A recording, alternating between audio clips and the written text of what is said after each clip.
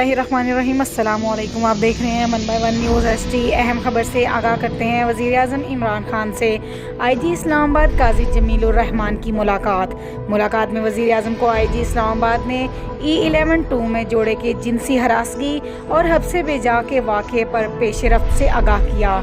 मुल्ज़िमान की गिरफ्तारी के बाद मजबूत फौजदारी कार्रवाई और मुल्ज़िमान को करारे वाक़या सज़ा दिलवाने के लिए IG खुद इस केस की निगरानी कर रहे हैं। मज़ीद मुकदमे में शवाहद इकट्ठे करने के लिए तमाम साइंटिफिक वसाइल को बरोएकार लाया जा रहा है। इसके अलावा इस्लामाबाद की अमन व अमान की सूरत हाल पर भी ब्रीफिंग दी जा रही है। इनका कहना है कि ऐसे लोगों पर कड़ी नज़र रखेंगे जो गरीबों से जुल्म व ज़्यादती करते हैं। अगर ऐसे लोगों को जिनकी भी पुश्त पनाही है उनके खिलाफ भी कानूनी कार्रवाई अमल में लाई जाएगी। मज़ीद ऐसी वीडियोस को देखने के लिए हमारे चैनल को लाइक करें, सब्सक्राइब करें और शेयर करें।